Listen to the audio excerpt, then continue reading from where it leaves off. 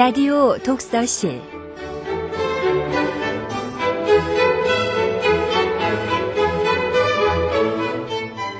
이 시간 진행해 김갑수 문화평론가입니다.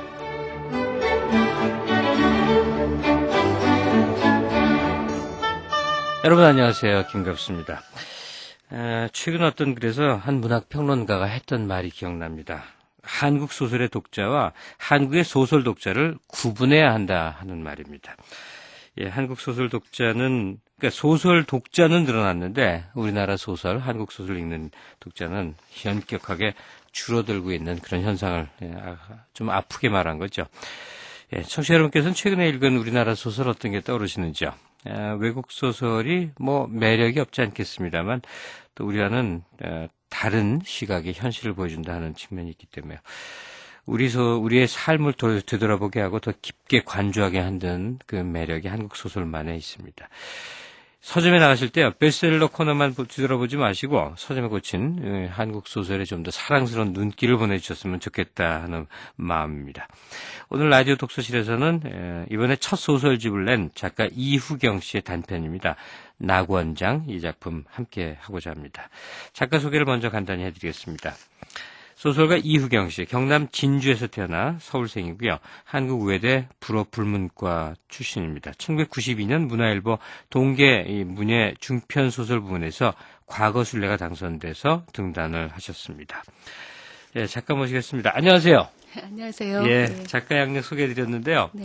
아주 정직하게 말씀드리면 소설가 이후경 씨의 활동을 많이 기억하지 못하거든요. 예, 등단 후에 작품 활동상이랄까 좀 얘기를 해주시죠. 예, 제가 등단은 소설로 했는데요. 네. 14년 전에 벌써 그렇게 했는데 활동은 실제 아동문학 쪽 활동을 많이 했어요. 동화를 쓰셨나요? 예, 동화 예. 청소년 소설 이렇게 쓰고 또 그림책 번역 뭐 이런 일들을 주로 해서요. 네. 그건 이제 본명으로 해서 활동을 해왔고. 이후경은 필명이시고요. 예, 이번 소설책 내면서 처음으로 그랬어요? 쓴 거고요. 그동안은 그래서 소설은 간간히 쓰기만 했고 잘 못해왔네요. 네. 네. 그러다가 이제 독한맘 품고 작품집을 냈어요. 작품집 제목이 저녁은 어떻게 오는가 이렇게 돼 있군요. 네. 어떤 작품들이 모여있게 되나요? 독하게라고 말씀하셨는데 사실은 네. 굉장히 게으르게 써서 14년 동안 틈틈이 쓴 것들을 그냥 이렇게 모은 건데요. 예. 그래서 아주 하나로 참 뭐라고 설명드리기 힘들게 그러네요. 긴 세월에 이렇게 참 불친절한 소설집이에요. 시차가 있다 보면 예, 여러 가지 생각이며 감각도 그렇죠. 많이 바뀌죠. 예, 예. 제 삶에 여러 가지가 들어있고 예. 근데 이제 크게 그래도 한 가지 주제를 얘기한다면 죽음에서 자유로운 작품은 하나도 없는 것 같아요. 죽음이 뭔가 죽음, 안에 배경에 깔려있군요. 죽음하고 제일 관련이 많은 작품들이 모였어요. 예, 아무래도 작품을 하게 되면 자기 내부에 가장 내밀한 어떤 것과 닿았는데, 그러면 소설가 이후경의 이 가슴속 안에는 죽음이라는 모티프가 이렇게 강하게 이렇게 배경으로 있는 거군요. 예, 죽음 자체도 그렇고 다른 타인의 죽음을 통해서 상처받는 남은 자들에 대한 것도 있고 죽음에 대해서 참 많이 매이는 것 같아요.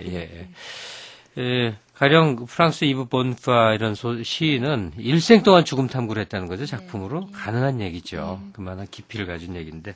자, 오늘 함께할 작품이 낙원장이라는 단편이에요. 어떤 얘기인지 작가 통해서 좀 이렇게 소개를 받으면 이제 청취자 여러분들도 쉽게 들어갈 수 있습니다. 예, 제가 지금 이번 소설집은 거의 죽음하고 관련돼 있다고 하는데 그래서 대부분 어두워요. 네. 근데 표정은 밝으신데. 예, 그 사람들이 다르다 그래요. 네. 근데 낙원장이 이 책 속에서 유일하게 좀 그래도 밝고 따뜻한 그런 작품이라고 생각되고 여기서는 이제 죽음의 그림자라고 하면 배우자들의 죽은 배면에 약간 백그라운드처럼만 깔려 있지 크게 나오지는 않아요. 여기서는 여기서 오히려 산 사람의 얘기를 주로 다루고 있죠. 예. 그래서 중노년의 두 남녀가 중노년이라면 대략 예, 50대 후반. 예, 50대 후반, 60대 뭐 60대 초반. 이런 그 초로의 남녀가 살다가 만나서 정들었는데 그것조차 쉽게 잘 되지 않는 현실은 따라주지 예, 않고. 그런 뭐 쓸쓸한 사람살이의 켰속 같은 거 뭐 그런 얘기를 좀 단면을 잡아봤어요. 의외로 좀 전통적인 소재다 할 수 예, 있겠군요. 그렇죠. 방식도 그래요. 형식도. 예. 알겠습니다. 구체적인 줄거리를 얘기해 주시지 않았는데 작품을 접하면서 하나하나 우리가 마치 실타래를 풀어나가듯이 그 얘기를 들어보도록 하죠. 자, 이후경 씨 잠시 기다려 주시고요. 네. 자, 오늘 감상하실 작품 이후경의 소설 낙원장 함께 하시겠습니다.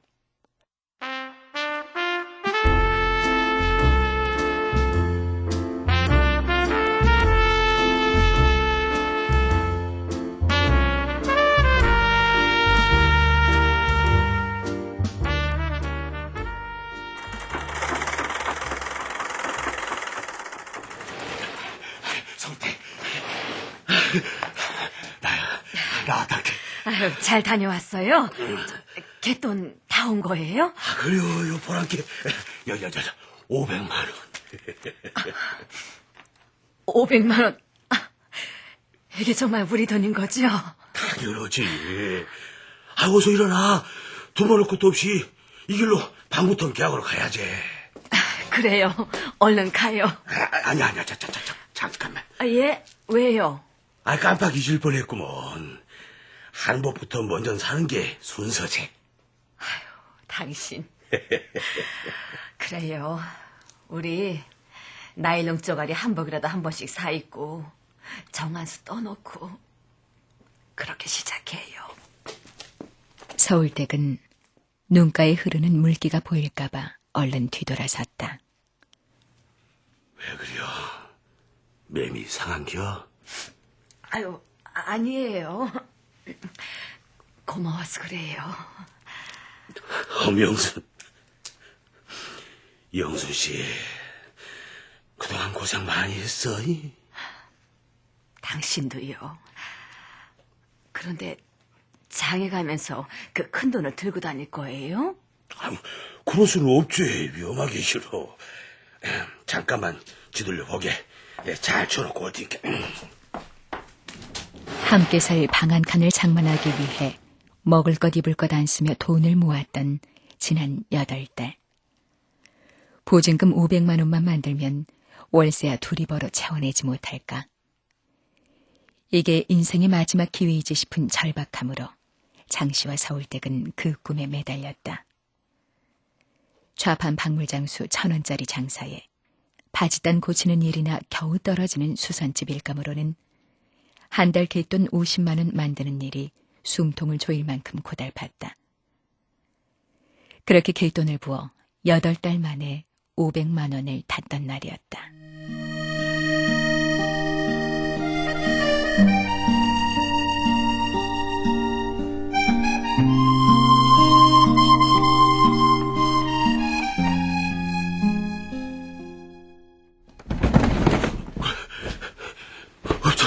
없어. 돈이 없어졌어. 네? 그럴 리가요. 5달에 묻힌 거 아니에요? 잘 좀 찾아보세요. 그래요. 여기 어디 있을 것인데, 있어야 된다 말이오. 여기다 둔 거 맞아요? 응? 잘 생각해 보세요. 맞단게. 내가 틀림없이 여기요 옷장소에 잘 넣어뒀단 말이오. 옷장을 뒤지던 장 씨의 손에 종이 쪽지 한 장이 잡혔다. 이거 뭐야? 뭐는 종이가 있네? 장 씨는 쪽지를 펼쳐 눈으로 읽어내려갔다. 장 씨 아들의 필자였다. 아버지, 도리는 아니지만 이젠 어디도 손놀릴 데가 없습니다. 어떻게든 일자리를 얻어서 1년 안에 이 돈만은 꼭 갚겠으라오. 아이고, 이 녀석이야. 오메 세상에. 내 자식이 이럴 줄이야, 이게. 뭐예요? 어디 나도 좀 봐요. 응? 이 자식이 우리 돈을, 우리 500만 원을. 아이고, 안 돼요. 안 된단 말이에요, 마! 장 씨는 며칠 전 공장에서 쫓겨나고 일자리를 못 구해 쩔쩔매던 둘째 아들이 찾아왔던 것을 떠올렸다.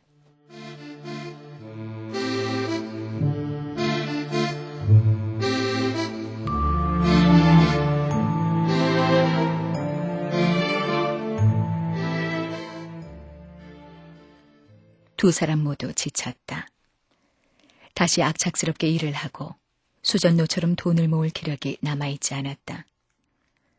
그렇다고 아무 일 없었던 듯 전처럼 지낼 자신도 없었다. 장 씨가 훌훌 보따리 싸서 가리봉 시장통을 뜨려 했지만 서울댁이 결혼할 딸네 집으로 들어가겠다며 앞세 가게를 정리해버렸다. 정말 이대로 가려고? 이대로 가면 어떡하겠다는 거요? 아이고, 그래도 그 돈이 생때같이 귀한 당신 아들 손에 들어갔으니 아깝진 않아요. 괜찮아요. 단지 우리가 인연이 안 닿는 사이거니 하늘이 말리는 사이거니 그런 생각만 들 뿐이지. 하늘이 말리는? 예배갈래. 내 같은 놈 만나서 임자가 아까운 인생만 주겠소. 내가 입이 10개라도 임자 앞에서 무슨 말을 하겠소. 인자라도 새 사람 만나서. 한복이 아까워요. 서울댁은 작은 손으로 한복을 보드랍게 쓸었다. 장씨의 한복은 분홍마고자의 남색 조끼, 서울댁의 한복은 노랑 저고리의 다홍치마였다. 지난 한 해 인혁을 기둥처럼 의지하고 살았어요.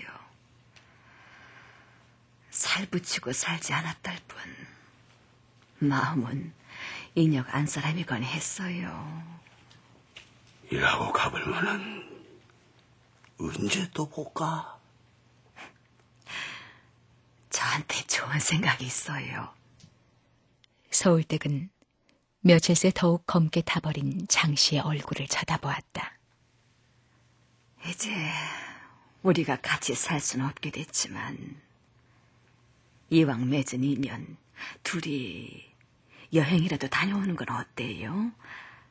가게 정리하니까 50만 원이 남았어요. 50만 원 며칠이나 버틸 수 있는 돈인지 몰라도 이 돈 다 떨어질 때까지만 부부로 지내보는 거예요. 긴 세월 같이 살아본 데짜 지질이 고생만 하고 있던 정 없던 정 다 떨어질 거예요. 이렇게 살뜰하던 마음도 금세 사그라들 거고 어느 날엔간 서로 할켜대는 시장바닥 흔한 부부가 될 게 뻔하죠. 잘 된 거예요. 그냥 이 돈으로 단 며칠이라도 살뜰하게 살아봐요. 이 한복 입고 물 떠놓고 식도 올리고 그러고 나선 각자 제 갈 길로 가서 마음속으로나 서로 생각하고 그냥 남은 평생 살다 가는 거죠. 서울댁의 말에 장씨는 헛헛한 속을 달래려 담배를 입에 물었다.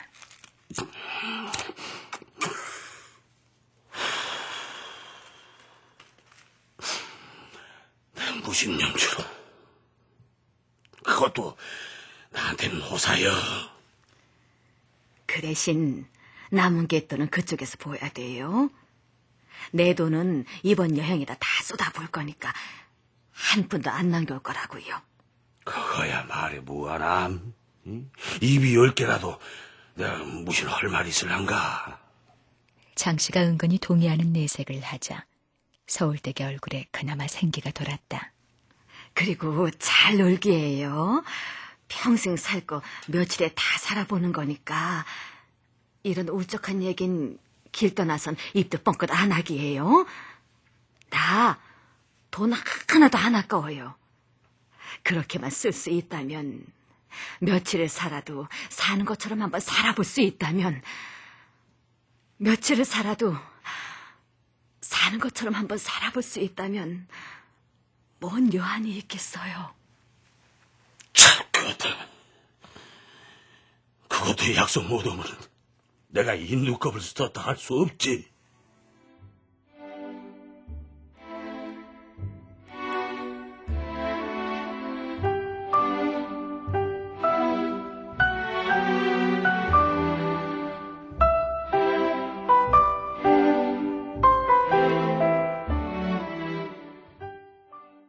장씨와 서울댁은 기차역 끝다운 곳에 내렸다.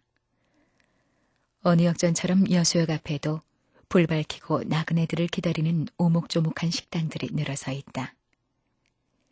장씨는 오징어 배처럼 환하게 불을 밝히고 있는 장어탕 집으로 들어섰다.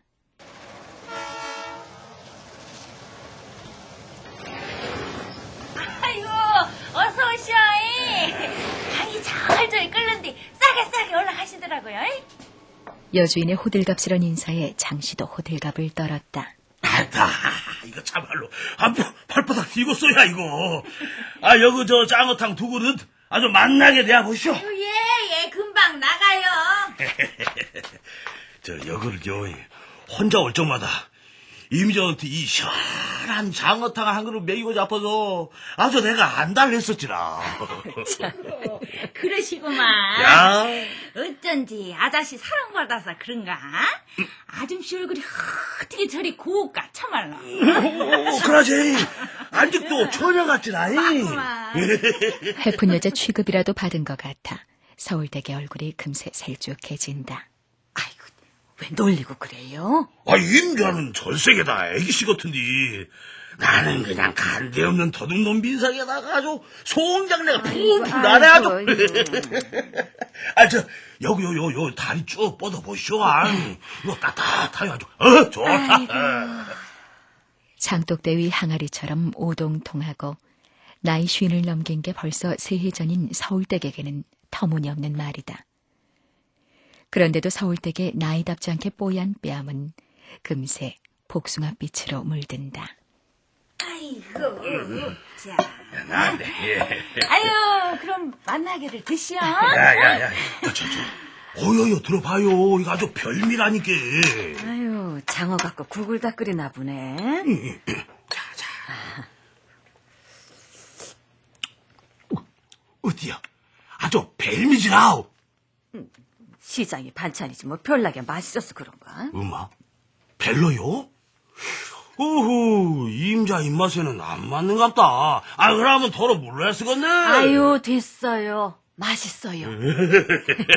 자, 밥 듬뿍 말아갖고 팍팍 묵어봐라. 네.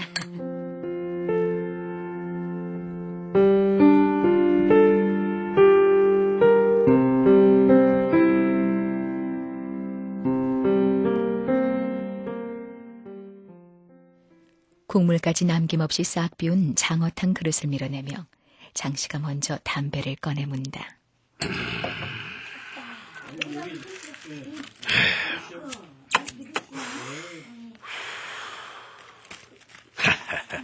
생각해보는 참말로 징하게 모진 목심이지.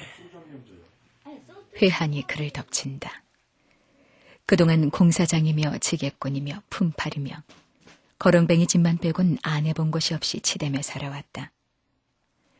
그러다 근력마저 사라져 가리봉 시장터에 보따리 풀고 주저앉은 게 이태 전이다.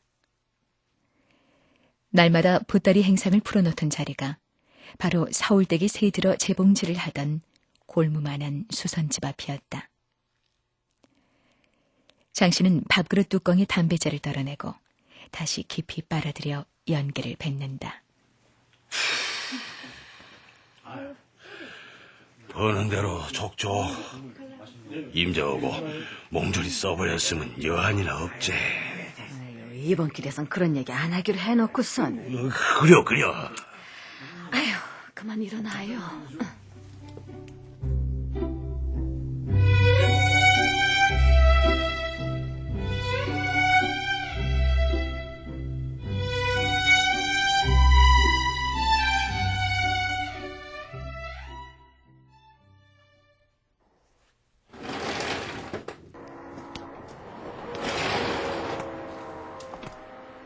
아직 컴컴한 거리 위로 가로등 불에 비친 눈발이 분화비 때처럼 하얗게 나부꼈다. 제길, 뭔 썩을 놈의 눈이야? 이쁘기만 한데 이 양반은 괜히 그냥. 이쁜 거야, 자네지. 지가 눈이 무슨, 아이고. 장씨와 서울댁은 서로 약속하지 않고도 번화가 쪽으로 걸음을 옮겼다. 눈이 눈 같질 않지라니. 그래도 이것이 아주 귀한 눈이어요. 여간에서는 눈 보기 어려운 고장이어요. 언젠 썩을 놈의 눈이래더니. 아휴, 사람살이 같아. 도통 허무한 것이. 땅에도 쌓이지 않고. 잠깐. 꼭 우리 꼬라지 같구만. 장씨는 덥석 서울댁의 조그만 손을 잡아 제 호주머니 속에 넣었다. 서울에서는 손가락 끝만 닿아도 펄쩍 뛰던 서울댁이 흔히 있던 일처럼 무심히 손을 맡겼다. 당신 손을 보고 있으면 내가 어디 부잣집 무남동녀라도 보쌈해온 기분이 든다고. 서울댁. 아니 엄영순 씨의 남편도 그녀의 손을 들여다보기 좋아했다. 벌써 30년이 다 돼가는 세월이 훌쩍 흘렀다. 기억도 아슴아슴한 세월 저편의 일이었다.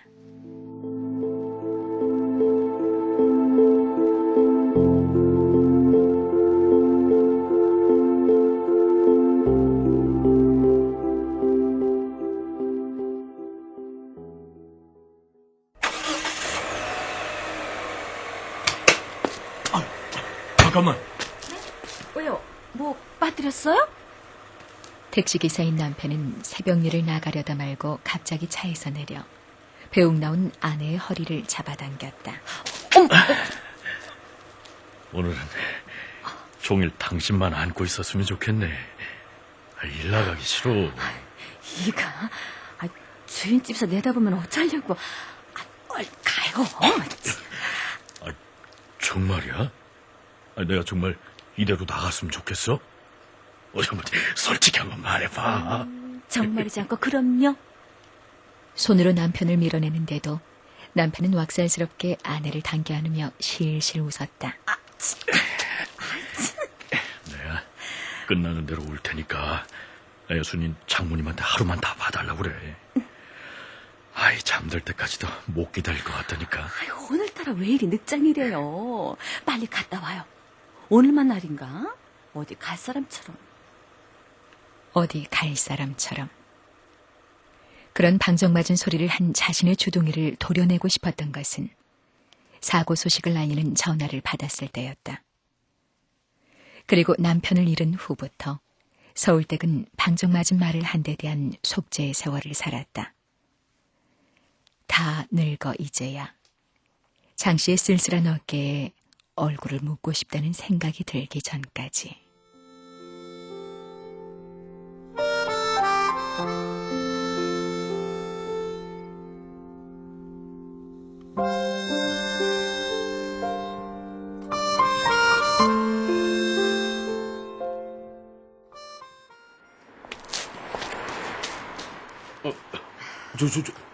저거 좀 보라게. 아이고, 보기가 아주 좋네. 장씨가 손가락으로 가리킨 곳은 사진관의 진열장이었다. 곱게 한복을 입은 여자의 어깨 위에 손을 얹고 서 있는 단정하게 양복을 입은 남자의 모습. 아주 오래된 사진처럼 보이지만 약혼이나 결혼기념으로 찍은 사진이 틀림없어 보였다. 우리도 한 장 박아볼까? 마음대로 해요. 우리야 이 돈만 끝나면 끝나는 사이니까 원하는 대로 해요. 서울댁의 말에 새침하게 들렸는지 장씨는 서울댁을 쓸쓸한 눈길로 쳐다볼 뿐 그대로 내쳐 걷는다. 왜요? 화났어요? 누가 그런가? 꼭 그런 얼굴인데요. 아니요. 추워갖고 얼굴이 얼어붙어서 그래요. 전봇대에 붙여놓은 종이 한 장이 귀퉁이가 떨어져 아슬아슬하게 바람에 흔들리고 있다. 셋방 있음, 부엌 달림, 방 넓음. 무심코 글귀를 읽던 서울댁은 얼른 고개를 돌려버렸다. 아유, 어디 가서 눈이나 좀 붙였음. 그러지.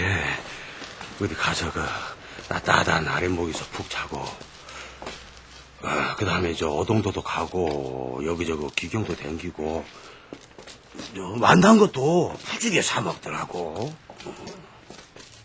늙음하게 새삼 애틋한 연애란 걸 하면서도 어디 구경은커녕 포장마차 술 한 잔 마음 놓고 마셔보지를 못했다. 몇 달만 참으면 방도 생기고, 방만 생기면 조촐하게 객식도 갖추고 남은 인생 원 없이 행복하게 살라고 했었지. 이런 마을서 방 얻어 갖고 사는 것도 나쁘지 않았거든. 장씨는 자기도 모르게 서글픈 미소를 지었다.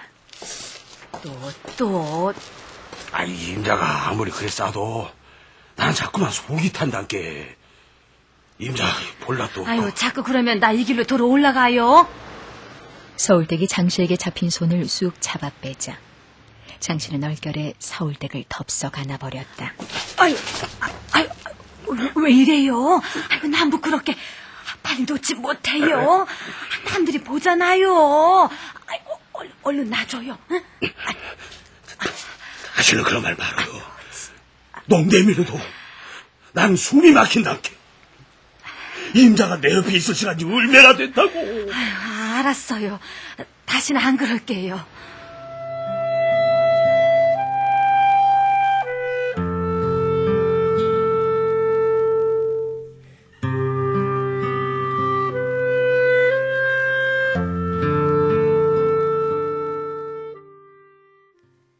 두 사람은 시장에 들러 정갈한 하얀 대접 하나와 굵은 초 한 자루를 샀다. 그러고는 발길 닿는 곳으로 하염없이 걸어갔다. 얼마를 걸었을까? 문득 서울댁이 걸음을 멈추며 손가락으로 한 집을 가리켰다. 원래 널찍한 시골집을 개조했는지 언뜻 보면 여염집으로 보이는 그 집엔 낙원 여인숙이라는 간판이 크게 붙어 있었다. 그래도 이왕이면 조금 그럴듯한 데를 가지. 우리가 부부 인연을 처음 맺을 것인데 무슨 장 정도는 돼야지.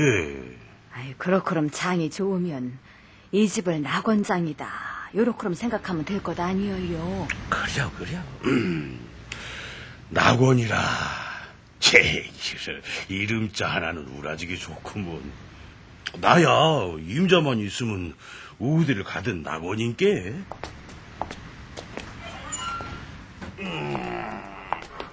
관리실이라는 팻말이 붙어있는 문간방에서 머리를 쪽진 노인네가 쑥 나왔다. 빈방 있을까라? 하룻밤에 15,000원이요. 예, 여기 있어요. 이걸로 내세요. 네, 그래요. 저짝에 사무실로 가서 열쇠는 여기 있고. 방은 따뜻한지 모르건.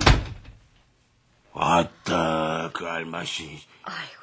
뭐 때문에 그러고 화가 나서 말꼬리를 잘라먹나 모르겠네, 그랴. 낙원서 살면서 매면 아주 지옥 같구만. 추워요. 얼른 들어가요. 그러지. 여기서 이럴 때가 아니어져. 얼른 가자고.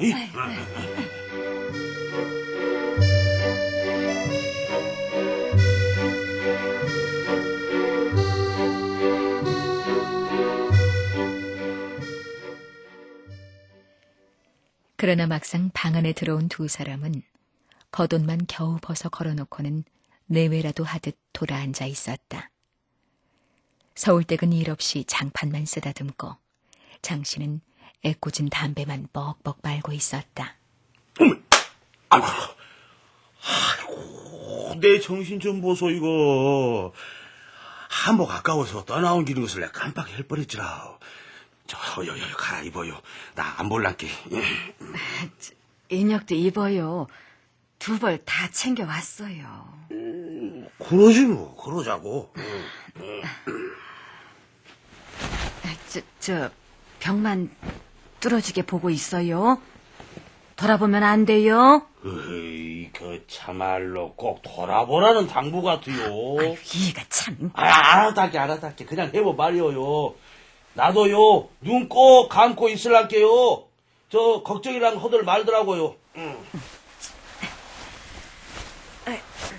인자 됐나?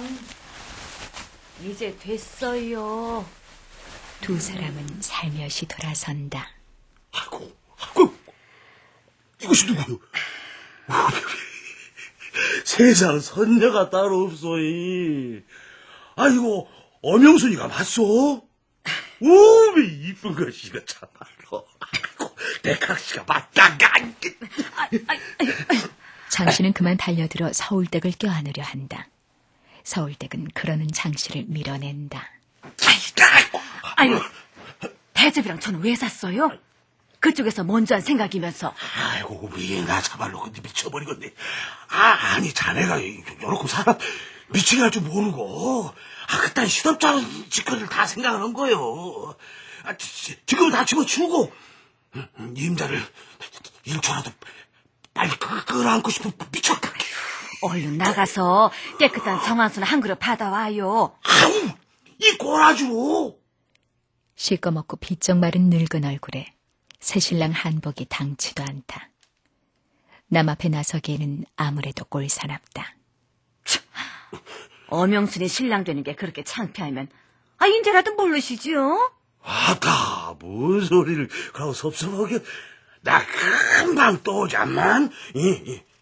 그 전에 말이요, 각시 뺨에다가 나가 뽀뽀 딱 한 번만 하고 나갈란데. 나가서 물 떠온 다음에. 아이고, 알았다니까.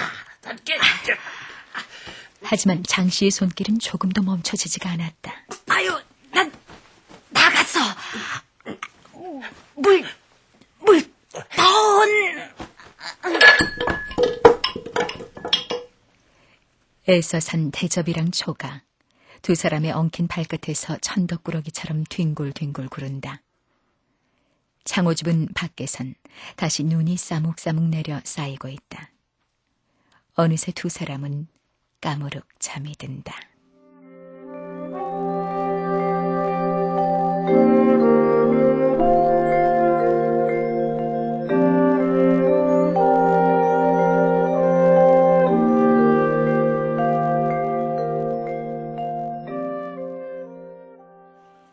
마당에서 들려오는 떠드는 소리에 장씨는 눈을 떴다. 품 안에는 서울댁이 숨소리도 고르게 잠들어 있었다. 아예 살이 망해버리라고 작심을 했단 게. 작심을 했어. 아이고, 야, 이 사람 굴려나. 고추장 한 그릇 퍼줬다고 살이 망한대냐? 아이고, 사람이 아이고, 그렇게 못된 년을 내가 딸이라고. 아이고, 못다가 뭐 어째가 토거는요. 아유, 사돈 남만하시오. 엄씨가 돼갖고 혼자 살겠다고 발버둥치는 딸년이 짠하지도 않으요. 참나. 얼마나 아등바등 사는지 알면서. 그래요. 지가 무슨 부잣집 마마님이라고 그 비싼 고추장도 팍팍 터진다요. 아유, 실컷 자제. 무슨 일이래요? 글쎄, 그 모녀간이 싸우나 본디. 아까 그 노인네랑. 아이고, 이 턱으로 먹을 걸려나. 어머머, 게 아니란 게. 아이고, 갑자기 고추장이 딱 떨어졌다고. 이웃이라고 애교를 하는데. 그러면 그거를 밖에 가서 해보라 했으면. 아이고, 고로고로 살면은 턱을마다 쳐봐. 아이고, 참말로. 우럼씨는 그럭그럭 맵시를 이쁘게 써서 성상수절 과부로 평생 늙어 꼬부라졌단가. 아유, 복이 철철 넘친단게. 아예 넘지도 못해 홍수가 났나. 그래요. 야, 내야 서방이 저승길로 가부를 쓰는 게 그렇다고 치고. 니는 왜 서방한테 소방 맞았단가? 엄마. 그럼 맨날 악탈만 부리니까 온몸에 사내가 배겨 다녔냐? 아이고 참. 그렇게 나 소방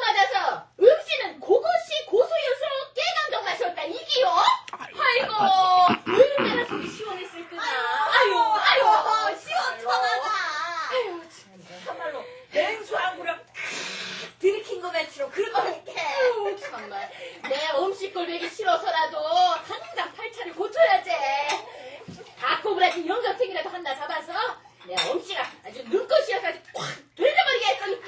아유, 세상에, 아이고. 올려놔. 그런 영감 땡이가 눈에 띄면은 나가 뺏길 것 같으니. 아이고, 활짝 묻혀가지고 여름처럼 누가 안나하고 다 꼬부라진 할머니 씨한테 하여 언놈이 눈길이나 빛나요. 하늘 매미란 할 수 없는 법이라니까. 호구랑 할마씨가 늘도 점도 아는지다가 소같이까지 깡깡 어준 거는 예쁜 데보다 100배 나을 수도 있는데. 각각 혼자 되어 발자기구하게 늙어가는 모녀가 주고받는 욕설과 잔소리에는 그 싸움을 즐기는 듯한 묘한 분위기가 있다.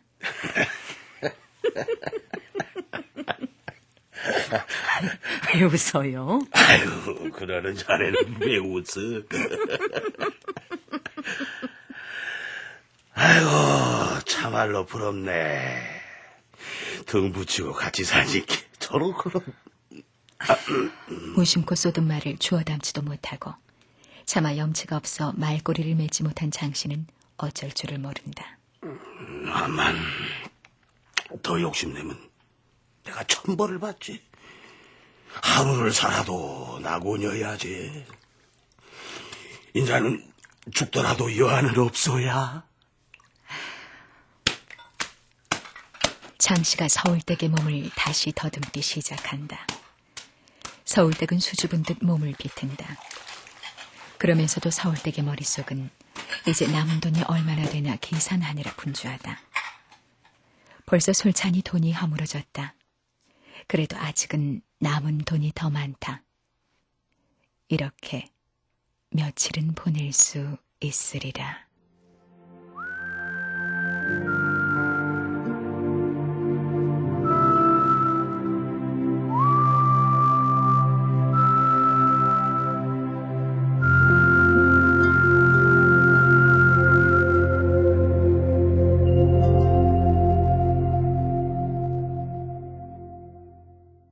이후경 단편소설 낙원장 함께 하셨습니다. 지금까지 출연해 차명화, 김소형, 심승한, 김석환, 전지원, 전진아, 김희진, 임미진, 음악 강원기, 효과 안익수, 김성필, 신현파였습니다.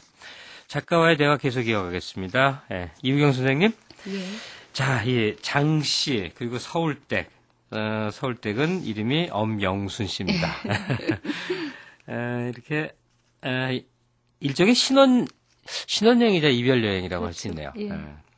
저 같은 사람은 이제 살 만큼 살아도 세파를 잘 모르는지 아유 굳이 꼭 이렇게 이별을 해야만 되나 어떻게든 좀 살았으면 좋겠는데 하는데 요 배경 설정이라고 그럴까요? 예. 그 얘기를 좀 해주시죠. 예, 많은 분들이 그렇게 얘기하세요. 이렇게 아마 읽다 보면 이분들이 좀 딱한 처지 분들이니까 다 연민이 발동해서 그러시는지 좀 만나게 해주지 이런 얘기를 하시는데 이 얘기 이거 쓸 때 이렇게 좀 얽힌 얘기가 있다면 원래 제가 이걸 아주 짧게 꽁트처럼 먼저 썼었어요. 예. 그때는 안 헤어질 것처럼 끝나요. 장면은 같이 끝나는데 그 한마디 말로 틀리잖아요. 그럼요. 예, 그래서 거기는 이제 만나서 새로 시작하는 느낌으로 끝났거든요.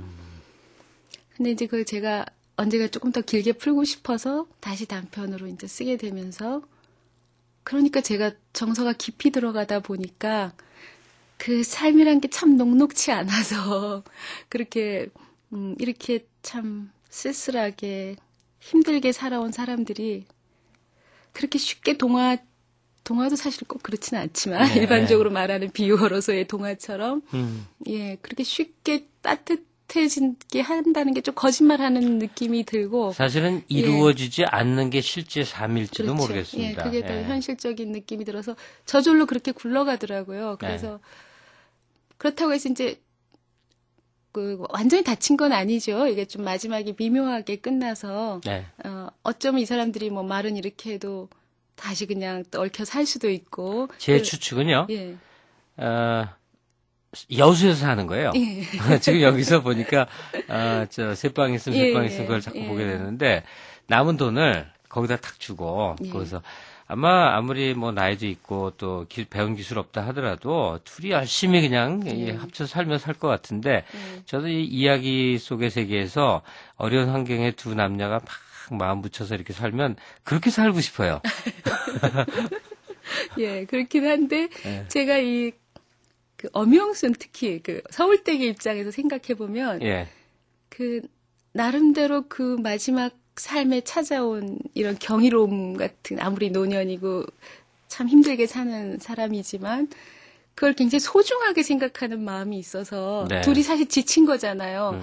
사실은 그게 헤어질 빌미가 아닐 수도 있어요. 보통 사람한테는. 근데 그렇죠. 이 두 사람은 그거를 굉장한 타격으로 받아들이고 다시 그걸 시작한다는데 이미 다 이렇게 아주 힘을 다 빼버려서 소진해버려서 그런 기운을 다 잃은 상태에서 다시 두 사람이 그렇게 결합하는 데 대해서 좀 불경스러움 같은 거를 좀 갖고 있는 듯하고 그래서 제가 아는 서울댁은 그대로 이렇게 아쉬운 마음을 품은 채로 약간 소녀적이라고도 볼 수 있겠지만 이런 삶을 겪은 사람이 그렇게 할 때는 그거는 감상적인 소녀다움하고는 틀린 것 같아요. 되게 소중하고 귀중하게 생각해서 그렇게 마음에 품고 헤어지지 않았을까? 저도 잘 모르지만 그렇게 생각이 돼요. 이 작품은 장 씨하고 서울대기 이야기입니다만 말미에 짧은 사파처럼 들어가 있는 또 강렬한 한 가지 에피소드가 있어요. 이 여인숙이죠. 정확히는 낙원장이 아니고 이제 낙원 여인숙인데 마음만이라도 이제 낙원장으로 거기 등장하는 이제 노파하고 주인, 그러니까 연숙집 주인이죠. 노파하고 그 딸 간에 벌이는 이제 실갱이 그 얘기입니다. 근데 뭐 이런 대목에 대해서는 글쎄 취재를 통해서 나온 걸까요? 작가의 상상력일까요? 취재도 아니고 상상력도 아니고 중간쯤 돼요. 그러니까 애미가 딸에게 이 목에 톱질을 하려는 이러고 지금 그런 대사가 부분은, 섬뜩하게 나옵니다만 대사 자체는 제가 이제 지어냈지만 요런 풍경 자체는 제가 보고서 사실 낙원장은 그 풍경에서 시작했어요. 그 풍경을 보고 제가 너무 그게 인상적이었어요. 모녀간이 참 입으로는 담을 수 없는 말들을 하는데 제가 그 기억을 못해서 그대로 못 올렸지만 실제 이런 전경을 목격하셨다는 거군요. 제가 어떤 장면을 진짜 여관에서 들었는데 그 모녀가 정말 그렇게 말로는 험악하게 짝이 없는데 그게 오히려 살가워요? 살가움과 흥겨움이 있더라고요. 그래서 사실은 그 장면을 살리고 싶었어요. 그래서 그 장면을 살리고 싶다 보니 이런 장면을 누워서 듣는 어떤 한 커플이 태어나고 그러다 보니까 이 낙원장이 사실 주인공들이 거꾸로 탄생한 셈이죠. 사실은. 그래서 근데 이제 그 분위기만 남아있지 제가 뭐 그 당시 취재를 하거나 이런 건 아니었기 때문에 그 대사를 기억하지는 못하고 그거는 이제 제가 다 전라도가 맞을 것 같고 여수가 맞을 거 이렇게 해서 다 지어내고 한 부분인데 그런 풍경은 제가 목격을 했던 경험이 있죠. 리얼리즘 스타일의 이 사실주의적인 서술도 그런데 또 여기 등장하는 정말 주인공들의 나이 또 뭐 여러 가지 생활 모습 이것도 작가의 현재 보여주는 모습에 비해서는 크게 관심의 대상이 아닐 것 같은 느낌인데요. 그런 말을 많이 들어요. 근데 그 이제 제가 작품집을 보면 맨 앞에는 19, 20살의 그 주인공들의 연애담이 나와요. 이 폭설이라는 작품인데 그거와 낙원장이 딱 대비가 돼요. 그래서 일부러 나란히 실었는데 근데 제가 폭설은 거의 최근에 쓴 소설이고 이거는 10년 전쯤 쓴 소설이거든요. 그러니까 제가 보니까 거꾸로 쓰더라고요. 그러니까 아마 소설을 제가 숨을 수 있는 공간으로 생각하는 것 같아요. 그래서 언제나 이렇게 저와 다른 형식, 그러니까 어쩔 수 없이 작가는 속에 드러나잖아요. 네, 그럼요. 그런데 이제 겉모습에 무엇인가가 같을 때 부자연스러움을 느끼기 때문에 숨는 데 있어서 그래서 제가 어릴 때는 젊을 때는 나이 많은 사람 얘기를 주로 썼고요. 오히려 지금은 오히려 동화도 그렇지만 청소년 소설도 그렇고 소설에서도 젊은 사람 얘기를 오히려 많이 써요. 의도한 게 아닌데 제가 묶어보다 보니까 그런 게 드러나더라고요. 그래서 제가 소설은 참 숨고 싶다는 생각이 있어요. 그래서 이름도 바꿔서 내고 그런 점이 있는데 그래서 아마 제가 그래서 자유로움을 쓰는데 더 자유로움을 찾고 싶어서 그런 게 아닌가 그런 생각을 해요. 글쎄 소설가의 이제 자의식이라고 그럴까 이걸 추적을 해본다 그러면 자기 얘기를 있는 그대로 이제 부려서 쓸 경우에는 작품을 많이 쓰지 못한다는 거죠. 아주 곡진하고 아주 뜨겁기는 하지만, 근데 이렇게 이야기를 대상화시켜서 만드는 거죠. 이런 경우에는 차후에도 굉장히 많은 작품을 써갈 수 있는 이제 에너지원을 갖고 있는 작가다. 뭐 이렇게 평하는 걸로 봐서 그동안 게을렀던 이우경 씨가 아주 다작을 쏟아낼 수 있는 배경을 말하는 게 아닐까 그 생각도 들고요. 감사합니다. 그래야 될 텐데. 네, 오늘 출연해 주셔서 감사드리고요. 앞으로 좀 왕성하게 활동을 좀 하시죠. 예, 감사합니다. 오늘을 기점으로 삼겠습니다. 네, 작품 활동 기대하겠습니다. 고맙습니다. 예, 감사합니다. 예. 디지털 보청기 전문 회사는 금강 보청기. 1년 6개월간 무상 보증 수리해주는 보청기 회사는 금강 보청기. 6개월 내 분실하면 1회 무상 재제작해주는 보청기 회사는 금강 보청기. 귀가 잘 안 들릴 땐 금강 보청기. 전국 어디서나 1588-5233. 뭐라고? 1588-5233. 외환 위기가 있었습니다. 외국 자본으로 위기를 극복했습니다. 이제 우리 힘으로 도약해야 합니다. 우리 자본시장이 세계로 나아갈 수 있도록 이제 새로운 금융 시스템을 준비할 때입니다. 내일이 기대됩니다. 한국증권업협회. 디지털 보청기 전문 회사는 금강 보청기. 1년 6개월간 무상 보증 수리해주는 보청기 회사는 금강 보청기. 6개월 내 분실하면 1회 무상 재제작해주는 보청기 회사는 금강 보청기. 귀가 잘 안 들릴 땐 금강 보청기. 전국 어디서나 1588-5233. 뭐라고? 1588-5233. 남들에게 우르사는 간장약이다. 그러나 내게 우르사는 아버지의 마음이다. 천천히 하라. 기운 내고.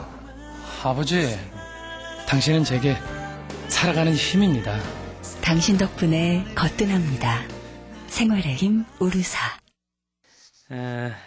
어떻습니까? 이 작품을 읽고 나면 끝에 뒷부분에 이제 읽는 사람들의 마음속에 남는 그 자취가 다릅니다.